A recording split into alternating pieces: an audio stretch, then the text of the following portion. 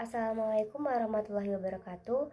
Perkenalkan, nama saya Kaputra Nasari, offering A4A, NIM 230141604127. Di sini saya akan menjawab soal ujian akhir semester mata kuliah Pedagogi, Andragogi Pembelajaran PNFI. Langsung saja, soal yang pertama, perbedaan pedagogi dan andragogi. Pedagogi adalah pendekatan dalam pendidikan yang berfokus pengajaran kepada anak-anak dan remaja. Dalam orientasinya, pedagogi cenderung instruktur sentris, dengan peran guru sebagai otoritas utama dalam proses pembelajaran, serta lebih menekankan pada pengajaran langsung, struktur kelas yang terorganisir, dan kurikulum yang ditentukan. Siswa memerlukan bimbingan dan arahan langsung dari guru. Metode pengajarannya itu seperti ceramah, demonstrasi, dan latihan berulang. Selanjutnya, andragogi, yakni pendekatan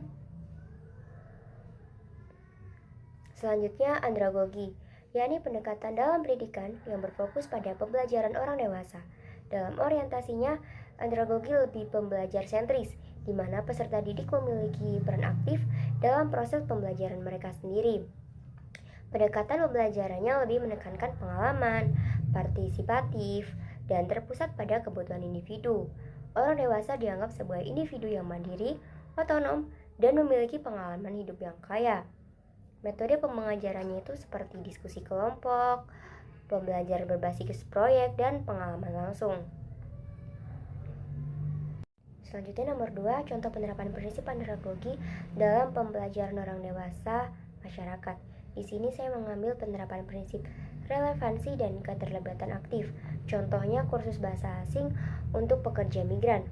Materi disusun berdasarkan situasi yang relevan dengan kebutuhan mereka, seperti percakapan di tempat kerja, berinteraksi dengan penyedia layanan kesehatan, atau berkomunikasi dengan guru anak-anak mereka di sekolah.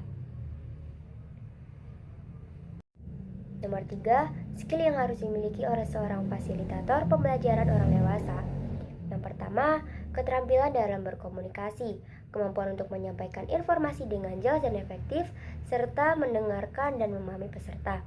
Karena komunikasi yang baik memastikan bahwa materi pelajaran yang dipahami oleh semua peserta dan memungkinkan fasilitator untuk menangani pertanyaan dan berbalik dengan efektif. Yang kedua, memotivasi dan mendorong partisipasi, kemampuan untuk memotivasi peserta agar lebih aktif terlibat dalam proses pembelajaran.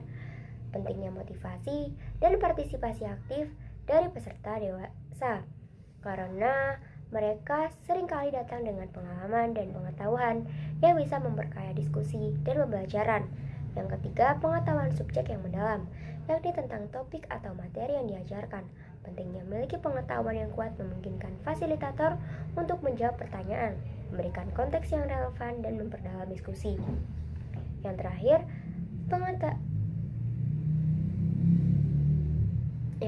keterampilan teknologi, kemampuan untuk menggunakan teknologi yang relevan untuk mendukung pembelajaran seperti alat presentasi, platform pembelajaran online, dan perangkat lunak kolaborasi. Nomor 4, contoh penerapan teknik fasilitasi beserta penggunaan metode atau teknik pembelajaran untuk program pendidikan non-formal di masyarakat. Contoh program yang saya ambil itu pemberdayaan ekonomi rumah tangga melalui keterampilan kerajinan tangan. Yang pertama, deskripsi program. Program ini bertujuan untuk memberdayakan ibu rumah tangga di komunitas lokal dengan memberikan keterampilan kerajinan tangan yang dapat dijadikan penghasilan tambahan.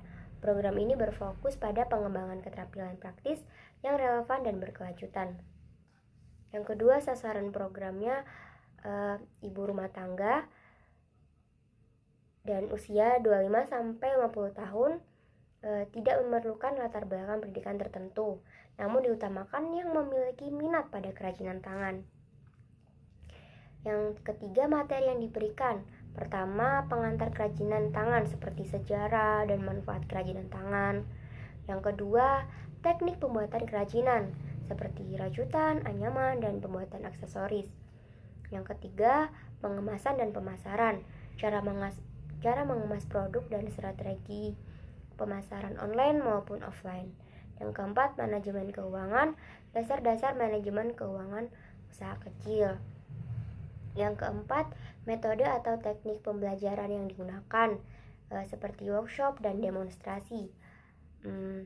Pengajaran langsung melalui demonstrasi teknik kerajinan tangan oleh narasumber. Selanjutnya, diskusi kelompok untuk berbagi pengalaman dan ide-ide antara peserta satu dan peserta lainnya. Selanjutnya, praktek langsung. Peserta melakukan latihan langsung membuat produk kerajinan tangan.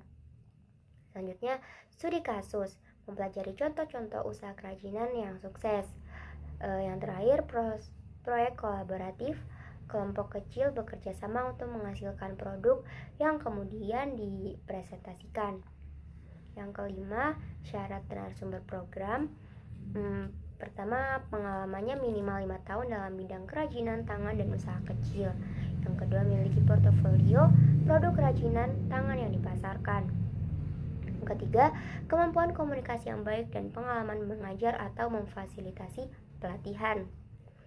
Yang terakhir, kemampuan menggunakan teknologi dasar untuk pemasaran, misalnya media sosial.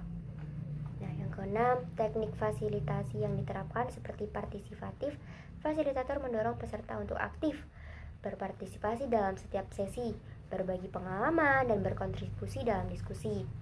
Selanjutnya, fleksibilitas seperti fasilitator menyesuaikan materi dan metode pembelajaran sesuai dengan kebutuhan dan minat peserta.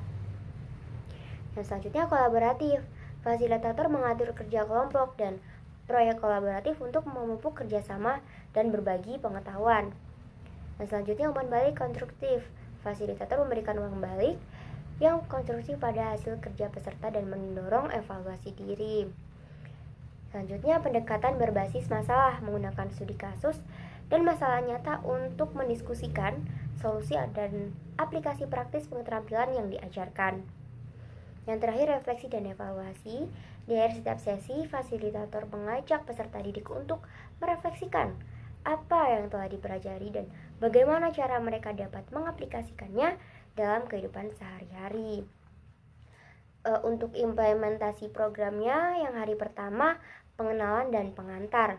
Kegiatannya seperti sesi pembukaan oleh fasilitator, perkenalan peserta, pengenalan program dan tujuannya, dan diskusi awal mengenai harapan peserta.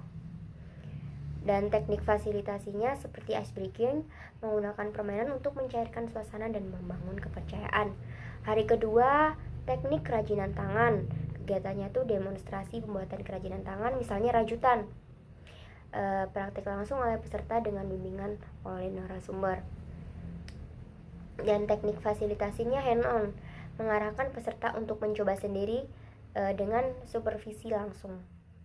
Yang selanjutnya, hari ketiga, pengemasan dan pemasaran. Kegiatannya tuh sesi teori tentang pengemasan produk yang menarik dan diskusi strategi pemasaran yang efektif.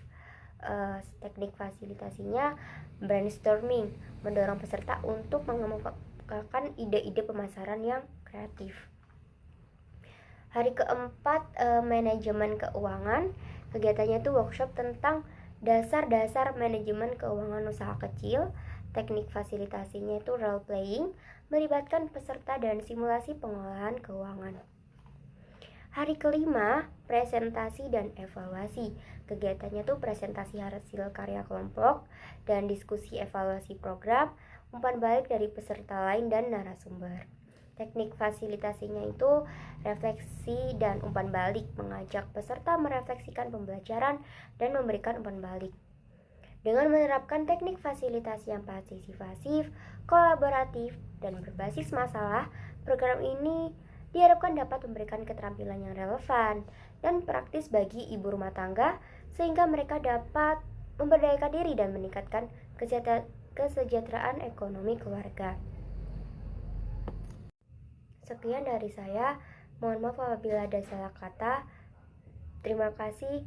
Wassalamualaikum warahmatullahi wabarakatuh.